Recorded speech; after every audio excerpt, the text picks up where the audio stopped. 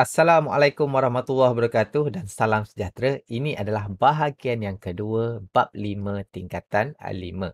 Okey, pada bahagian yang kedua ini kita nak menentusahkan konjektor terhadap kekongruenan segitiga berdasarkan sisi dan sudut. Ini khas untuk segitiga ya. Ini khas untuk segitiga. Okey, untuk, bahagian ini, buku teks muka surat 128 kita akan ada 6 law untuk kita test sama ada pasangan segitiga itu kongruen ataupun, tidak dan hasil dia ini ialah sifatnya. Okey, kalau kita nak test ini, saya akan gunakan dalam bahasa Inggerislah, sebab dia reliable dengan di sini. Okey, hukum yang pertama kita test dengan side ataupun SSS.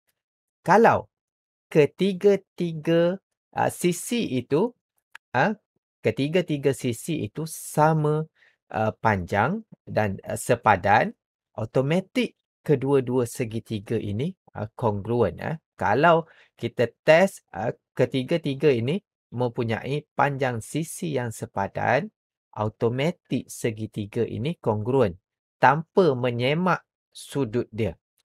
Tanpa menyemak sudut sepadan dia, dia automatik kongruen. Okey, itu hukum yang pertama, side. Jadi sifat dia automatiklah sisi dia uh, sama panjang. Okey, hukum yang kedua side angle side SAS side angle side. Okey, kalaulah side angle side, kita kena baca side angle side. Angle itu mesti dicangkum oleh dua sisi ya. Angle itu mesti dicangkum oleh dua sisi. Sama ada kita nak baca dari sisi sini ataupun starting dari sisi sini tak ada masalah, tetapi untuk pasangan dia kita kena baca yang sama. Contohnya, kalau kita baca ikut arah jam, side angle side macam ini, jadi yang ini pun kita kena baca ikut arah jam, ikut dia punya position itu. Jadi side angle side. Kita boleh baca macam itu, pun kita boleh baca side di sini dahulu, angle di sini, side di sini. Dia tak kisah sebenarnya, asalkan dia ada pasangan itu. Contohnya, sini 5, yang ni 30, yang ni 7. Jadi kita baca 5, 37. Kalau yang ni pun kita baca 5, 37. Nampak? Walaupun bentuk dia macam ini, tunggang terbalik macam ini, still kita boleh baca ikut urutan itu. 5, 30 darjah, 7. Jadi, itu cara bacaan dia. Asalkan kita dapat pasangan yang sama itu bacaan dia. Tak kisah kita nak baca dari belakang ataupun dari depan, still kedua-dua segitiga itu kongruen kalau dia memenuhi hukum side angle side ini. Okey, hukum yang ketiga angle side angle. Okey, angle side angle sama juga macam yang hukum kedua, tetapi yang ini dua angle satu side.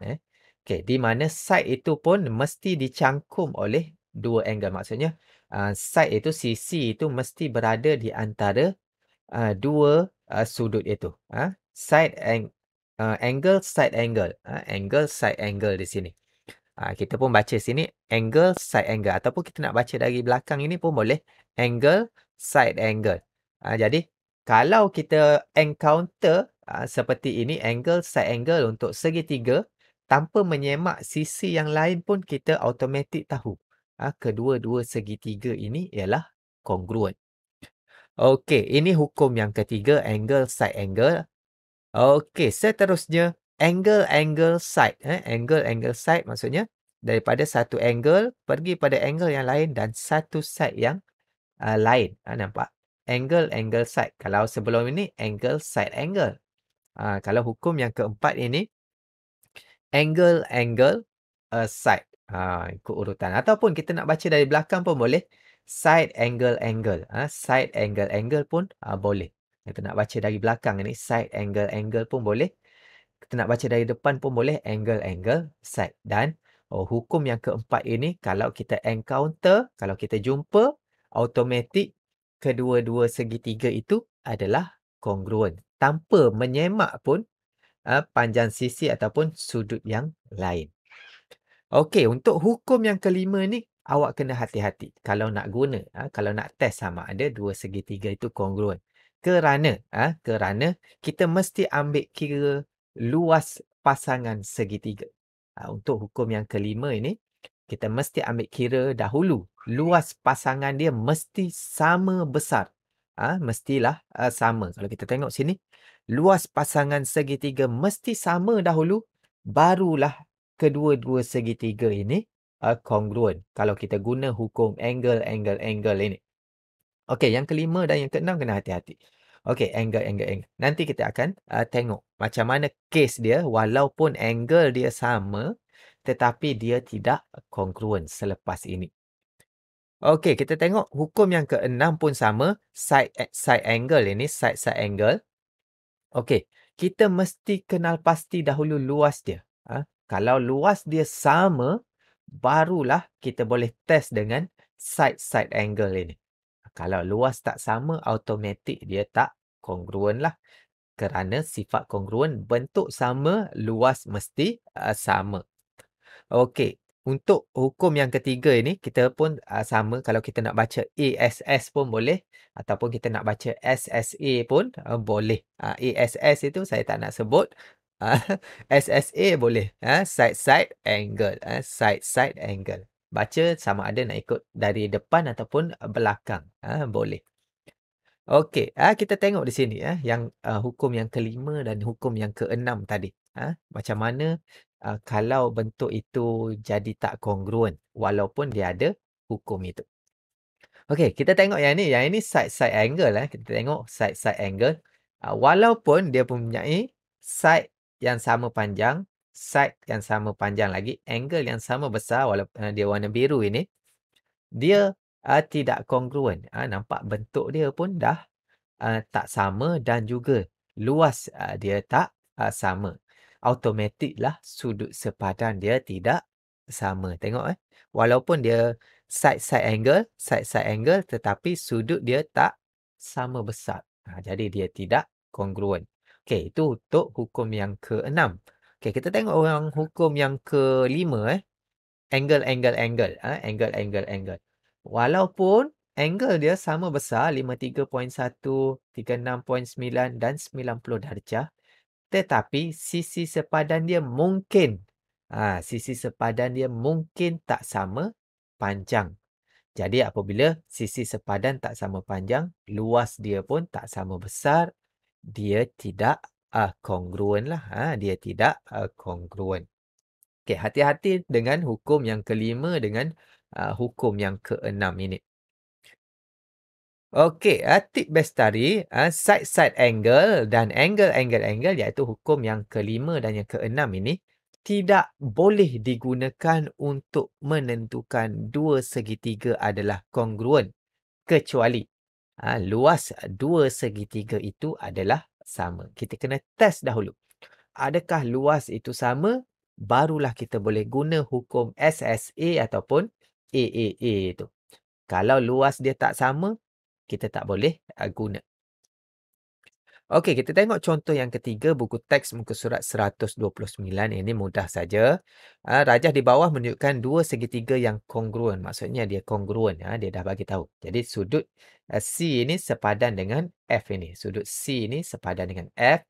Diberi sifat kekongruenan segitiga yang digunakan untuk menentukan kedua-dua segitiga itu adalah ASA. ASA. Kita nak guna ASA. Maksudnya angle side angle. Angle side angle. Jadi kita kena test lah. Lengkapkan jadual di bawah dengan ciri-ciri lain yang terlibat dalam angle side angle. Maksudnya angle side angle. Kita nak pilih mana? Jadi kita boleh angle side angle ini. Maksudnya angle side angle di sini. Ataupun kita ambil angle side yang panjang ini ataupun angle di sini ataupun angle side yang panjang ini dengan angle di sini. Okey, dia ada dua pilihan lah. Okey, kita tengok pilihan yang pertama. Okey, kita ambil yang ini dengan yang ini. Maksudnya ini sepadan, C dengan F ini, sudut C dengan sudut F ini sepadan. Jadi yang sepadan satu lagi sisi CB dengan EF dan sudut sepadan di sini satu sudut B sepadan dengan sudut E. Jadi, macam inilah hasil dia.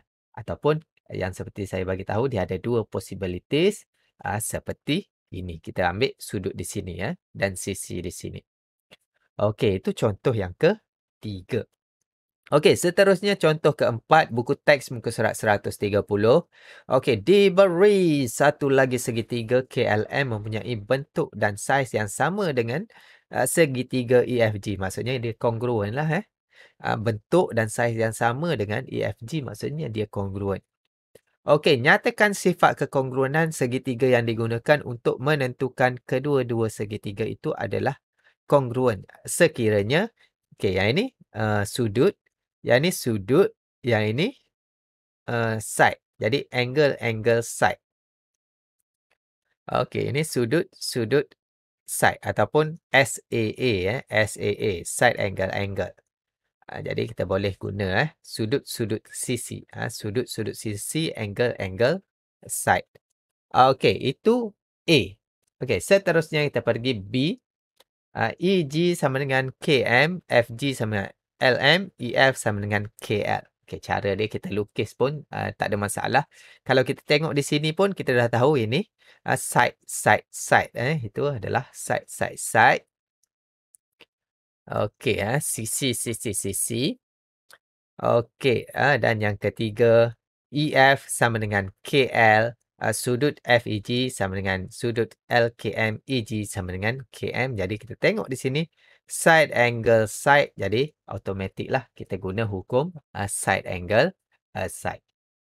Okey, jadi itu bagaimana ada 6 hukum nak tentukan kekongruenan segitiga.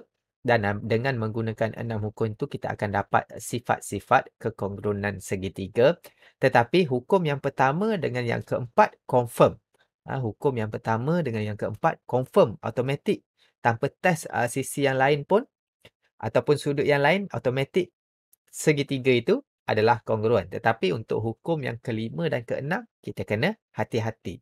Kita kena cek dahulu. Luas dia mesti sama. Jadi, itu sahaja untuk bahagian yang kedua ini. Diharap awak dapat manfaat daripada video yang kedua ini.